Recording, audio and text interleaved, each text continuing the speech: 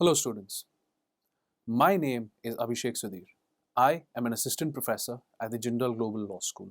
Welcome to EPG Pathshala. Today we'll be discussing Module 8, Right to Free Speech and Expression under the Constitution of India, which forms a part of paper number on the civil and political rights. The right to free speech and expression is a right that has been given a wide and expansive interpretation by the Supreme Court of India. At the same time, the Supreme Court has also sought to restrict the ambit of the right. An environment in which one can feel free to express one's thoughts and opinions without any hesitation or fear is essential for the social, economic, and cultural progress of the country, is what the Supreme Court has said.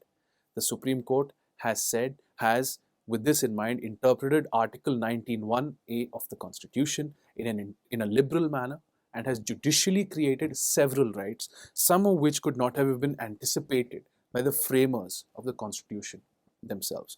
This module will discuss some of these constitutional developments in which the right to freedom of speech and expression has been used to protect rights not explicitly mentioned in the Constitution but implicit in its spirit.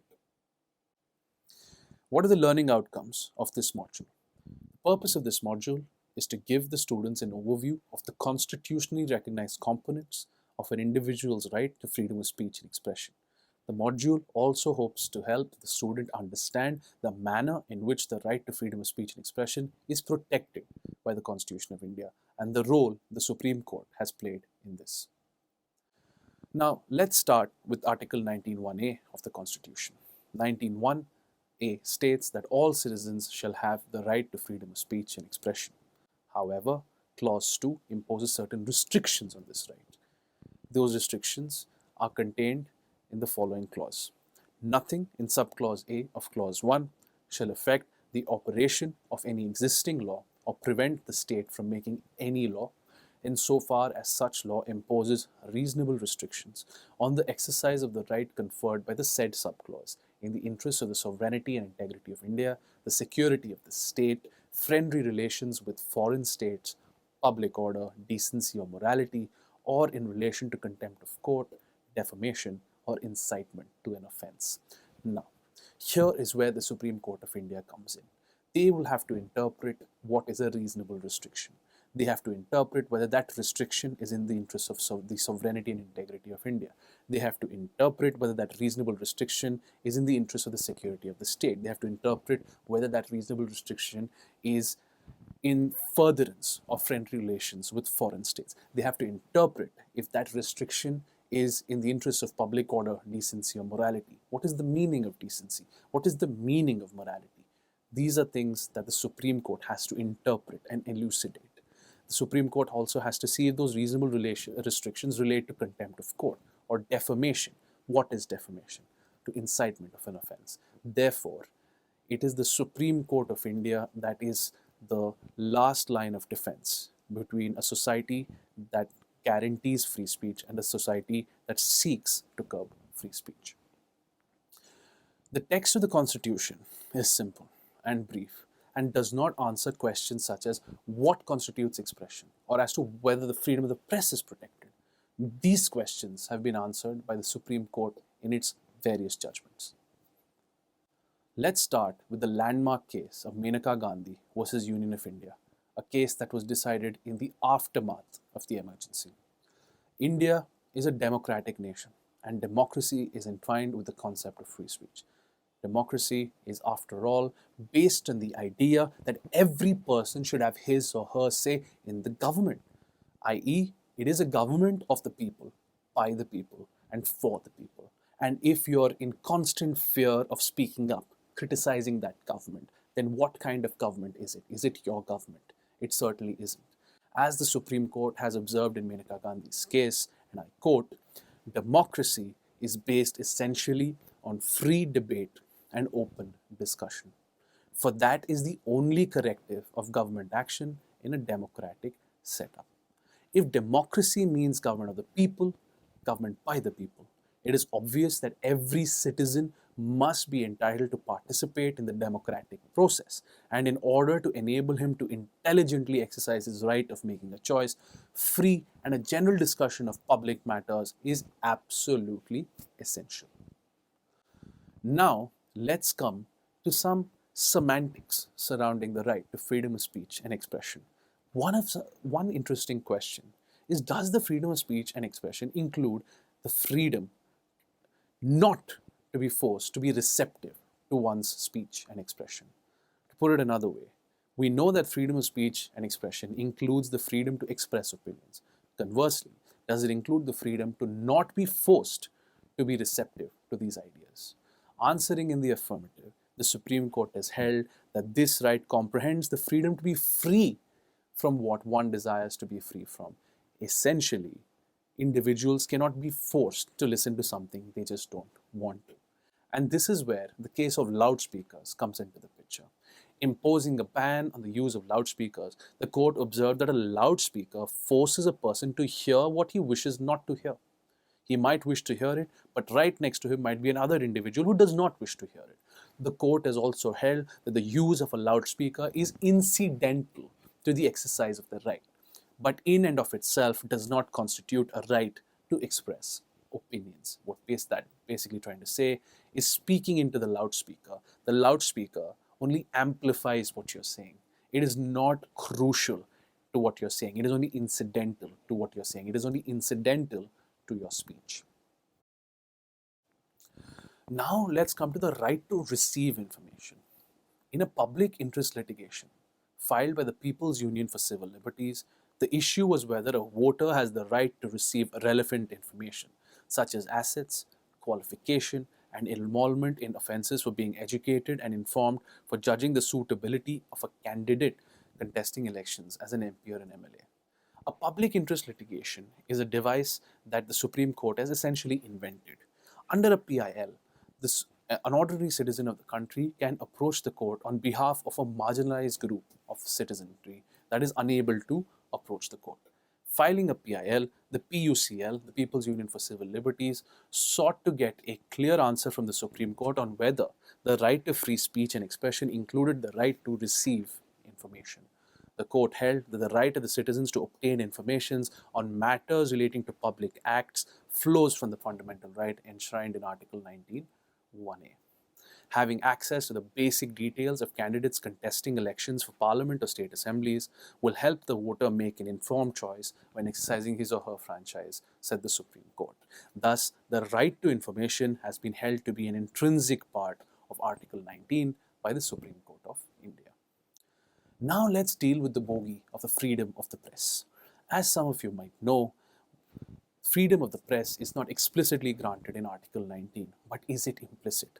The makers of India's constitution certainly thought so.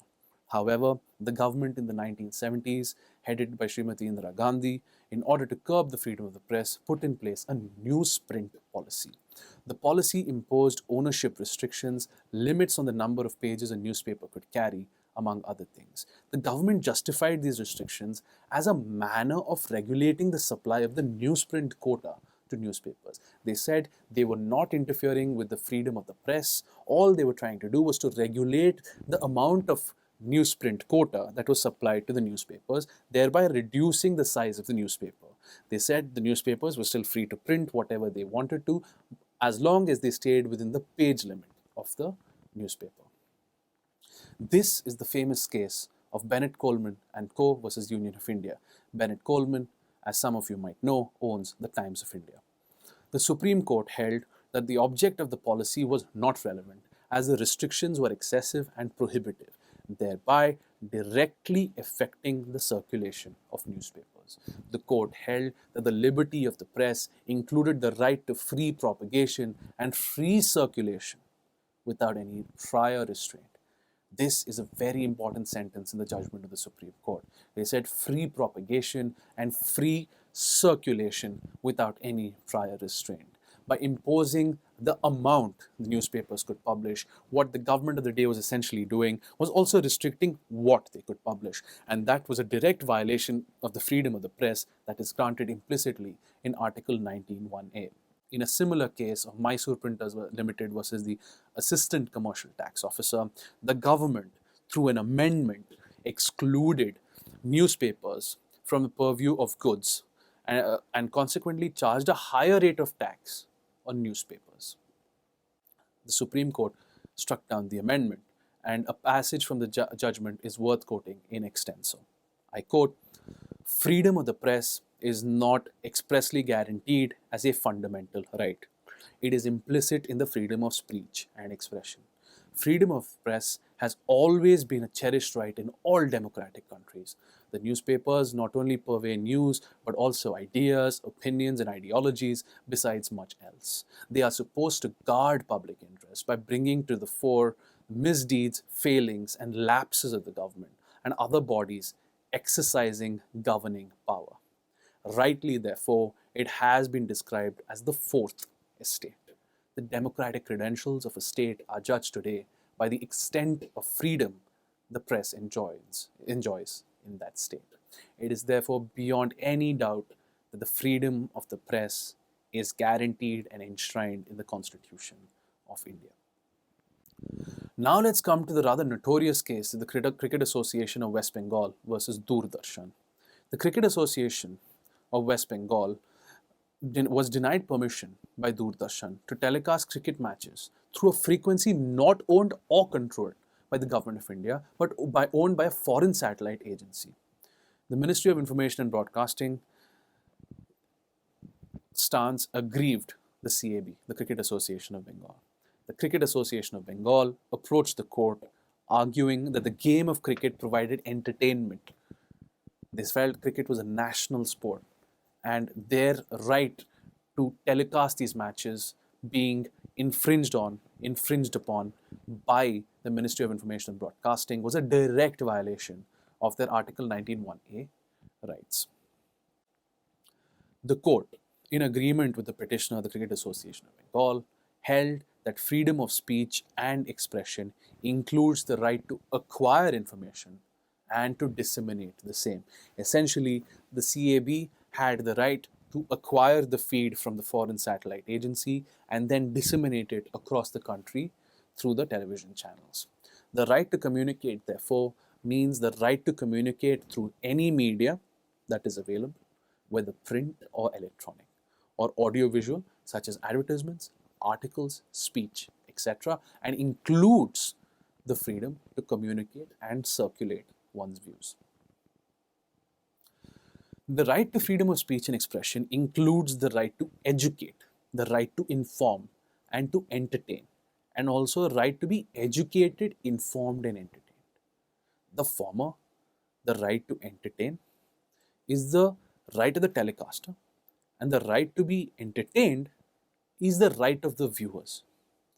Therefore, the right to impart and the right to receive is a species of the right to freedom of speech and expression, and a citizen has the right to use the best means possible of imparting and receiving information. Now let's come to the rather tricky issue of commercial speech, which is to be distinguished from non-commercial speech.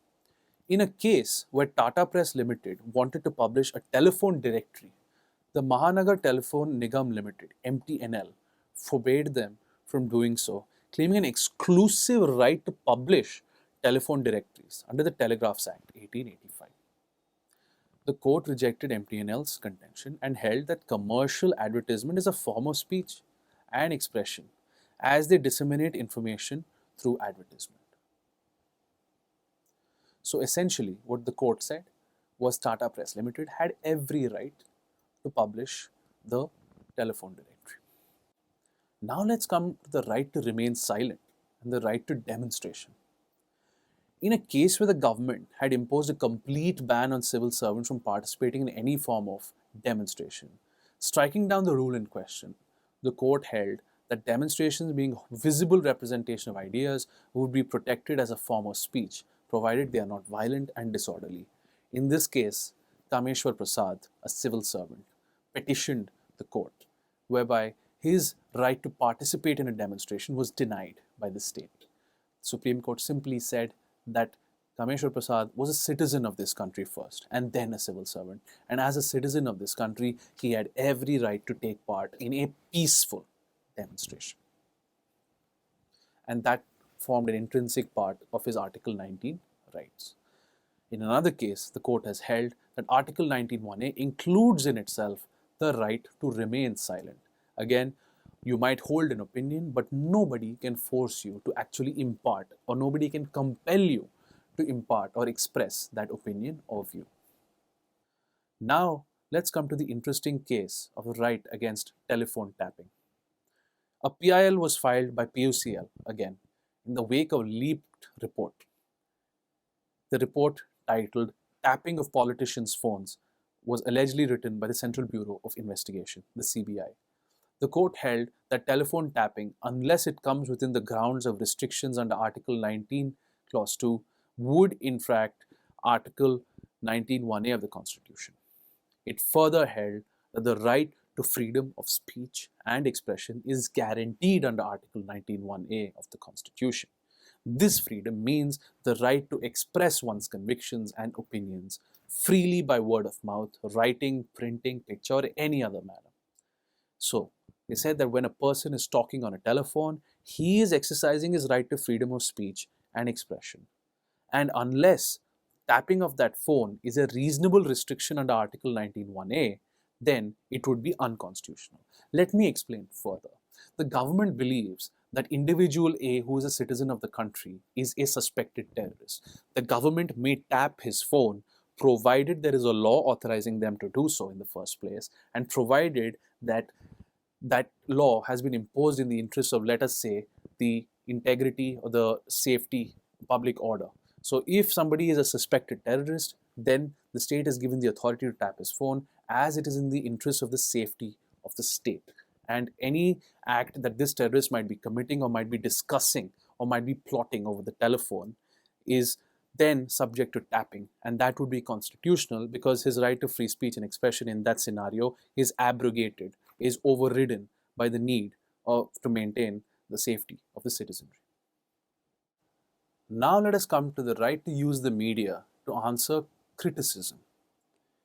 In the case of LIC versus Manubhai, Manubhai wrote an article suggesting that the LIC was charging unduly high premiums from its insurance policy subscribers. The LIC acted by publishing a rejoinder in the daily national newspaper and its in-house magazine, Yogashema. Manubhai now wrote another article rebutting what the LIC wrote in its rejoinder, and Manubhai requested the LIC to publish his reply in its in-house magazine. His request was turned down by the LIC, and as a result, he approached the court. Now, students, at this stage, I want to pause and explain the justiciability of fundamental rights to you. The Life Insurance Corporation of India, you might ask yourself, is it a private or a public sector company? The LIC is a public sector company. Fundamental rights are enforceable against the state. What that means is fundamental rights are enforceable against union government and state governments. Not only that, fundamental rights are also enforceable against companies that come under a wide definition of the word state. The LIC, the Life Insurance Corporation, is a state for the purposes of the fundamental rights because it is primarily government run and government controlled. Therefore, Manubhai's case is an instance of a private citizen bringing a petition under Article 32 of the Constitution for the enforcement of his fundamental rights and to redress a violation by the state, here the LIC. Now let us return to the facts of that case. In Manubhai's case, the court held that the attitude of the LIC in refusing to publish Manubhai's reply was both unfair and unreasonable. The Supreme Court said that it was unfair because fairness demanded that both viewpoints, those of Manubhai on the one side and those of the LIC on the other, be placed before the readers, and an unreasonable rejection by the LIC because there was no justification for refusing publication. By refusing to print and publish the rejoinder, the LIC had violated the respondent's fundamental right to free speech and expression.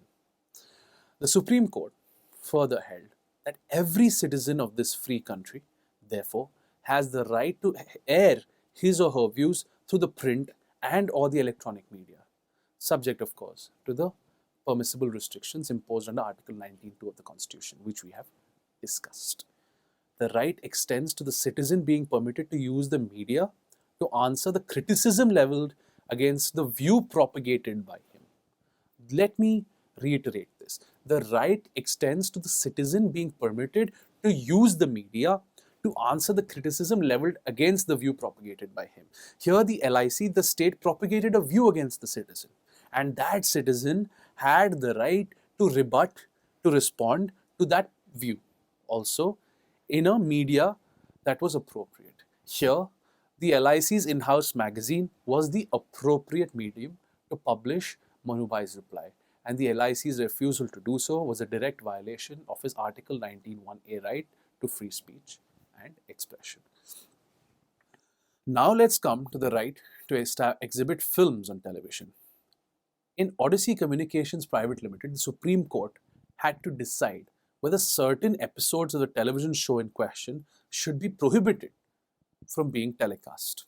The court, answering in the negative, held the right of a citizen to exhibit films on Doordarshan, subject to the terms and conditions imposed by Doordarshan, is a part of the fundamental right of freedom of expression guaranteed under Article 19(1)(a), which can only be curtailed under the circumstances set out in Article 19, Clause 2. Let's look at the facts of the Odyssey Communications case. Lokvidyan Sanghatana, the petitioner in this case, had contended that the show was likely to spread false or blind beliefs amongst the members of the public. The court, however, rejecting the contention, held that the episodes in question did not violate any law or any right of the petitioners, nor was the serial likely to affect prejudicially the well-being of the people. Maybe the serial was about certain aspects that came under the category of superstition or blind beliefs, but that alone did not justify the non-broadcast of that serial. The episodes, according to the Supreme Court, being telecast on Doordarshan was not likely to endanger public morality and thus could not be restrained from being telecast. The Supreme Court concluded by holding that a citizen's right to exhibit films on television is similar to the right of a citizen to publish his views through any other media, such as newspapers, magazines, advertisements, hoardings, etc., subject, of course, to the terms and conditions of the owners of that media. As long as the terms and conditions of the owners of that media, in this case Doordarshan, were satisfied to deny the broadcast of the show when it did not come under any of the grounds to curtail the broadcast under Article 19, Clause 2, was a direct violation of the Article 19(1)(a) right of the petitioner, Odyssey Communications. Now, let's come to the right against pre-censorship. The Government of India had issued directions under Section 7, Clause 1C of the East Punjab Public Safety Act to the editor and publishers of a newspaper, asking them to submit for scrutiny in duplicate all news stories about communal matters, news and views about Pakistan. This was the case of Brij Bhushan and another versus the state of Delhi. This direction by the government was struck down as violative of Article 19(1)(a) for imposing an unreasonable restriction not justified under Article 19, Clause 2. The court held that the imposition of pre-censorship on a journal is a restriction on the liberty of the press, which is an essential part of the right to freedom of speech and expression guaranteed by Article 19(1). It's really important that you understand what the court is trying to get at here. What the court is saying that yes, you can impose reasonable restrictions, but it has to be post-publication. They struck down any pre-censorship. This case was decided in 1950. However, some of these views have now evolved, and prior restraints, as they are known, are permissible in certain limited matters. Now, let us actually come to the interpretation of the phrase or the term reasonable restrictions. Article 19, Clause 2 uses the phrase reasonable restrictions, but the phrase has not been defined anywhere in the Constitution or any ordinary law. Reasonableness, as all of you might know, is subjective and not objective. As to what may be reasonable to one person, as what may be reasonable to one person may be completely unreasonable to another person. In order to solve this dilemma, the court has come up with certain tests for determining reasonability. Some of the widely used tests can be briefly summarized as follows. Let us start with the case of OK Ghosh versus Joseph. The Supreme Court said that the restriction imposed should be reasonable and be rationally proximate and in nexus with public interest. If the reasonable restriction is being imposed in the interest of morality, there must be a rationally proximate, that restriction must be rationally proximate to the public interest of morality. You cannot have a restriction that has absolutely nothing to do with morality. Let us say the state bans a film, and it bans a film on cricket, saying that the film is again critical of Sachin Tendulkar, and being critical of Sachin Tendulkar is immoral. There is absolutely no rational nexus with morality there, and that should be struck down. Let's also look at the definition of the reasonable restriction test in the case of the Municipal Corporation of the City of Ahmedabad and others versus Mohammad Usman Bhai. Reasonableness should be determined, said the court, in an objective manner and from the angle of the general public's interest, and not from the viewpoint of the person upon whom the restrictions are imposed. There must be a societal standard, essentially. What does society deem to be reasonable? That is the test of reasonable restrictions. So, students, to sum up the set of modules on the right to free speech and expression, we have seen the theoretical underpinnings of the right to freedom of speech and expression. We have seen how it has developed through the ages, and we have also reviewed how the Supreme Court of India has interpreted this right. We can say safely that the right to freedom of speech and expression is firmly entrenched in the Constitution of India. The court has expanded the right to freedom of speech and expression to include novel concepts as the right to receive information, the right not to receive information, the right to respond to criticism. They have been innovative, and the freedom, therefore, under Article 19(1)(a) is ever expanding and is not confined to traditional understandings of free speech. In the age of social media, such as Facebook and Twitter and Instagram, the role of the Supreme Court now becomes all the more crucial in protecting this sacrosanct right. As demonstrated in this module, the Supreme Court has innovatively expanded the scope to include various rights. And as long as they continue doing so, the society we live in will continue to be a vibrant one, and a society that is based on the right of each person, each citizen, to speak his mind freely.